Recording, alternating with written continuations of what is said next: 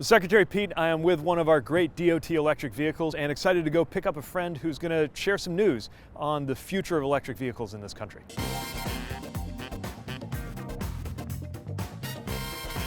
There she is. Hey, hop on in. Can't believe they let me drive this thing. Wish me luck. Just kidding. I know I'm in good hands. All right. Okay, here we go. Could happen. See ya. There we go.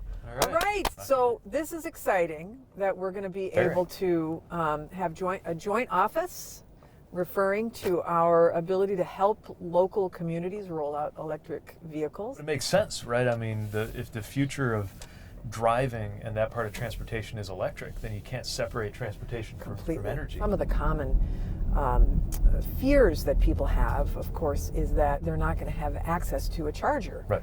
What do you say to that?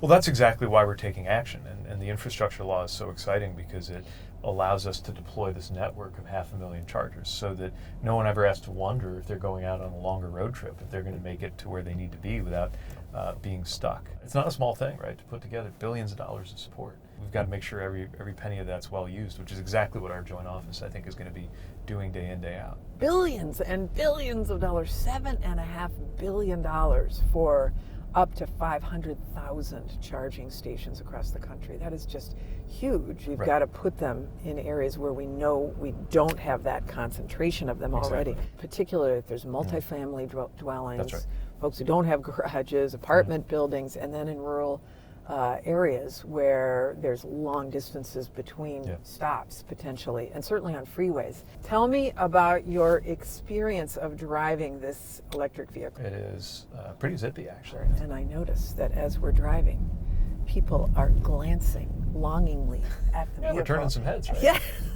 And it's not just because it's you in the car, it's because the car is cool. I think for early adopters, electric vehicles were viewed as a luxury item. Yes. But we got to move to where it's accessible, user-friendly, affordable for everybody. Right, more affordable even than a gas-powered vehicle eventually, right? Yes, we're headed that way. Exactly. I mean, that's what the Build Back Better Act is all about, is bringing down the price of the vehicle off the hood when you are at the dealer so that it is comparable to a gas-powered vehicle. I hope the car industry is ready to be able to make all of the vehicles that will be in demand. Tons of new capacity, new jobs, new facilities. This president wanting to make sure that we as a country have decided that we want this industry in the United States and that we're not just going to stand idly by and allow other countries to scoop it away from us. We are going to make this stuff here. We're going to put people to work here. Well, that's why policy matters, right? Yeah. EVs in some way, shape, or form are going to happen no matter what. For them to be made in America,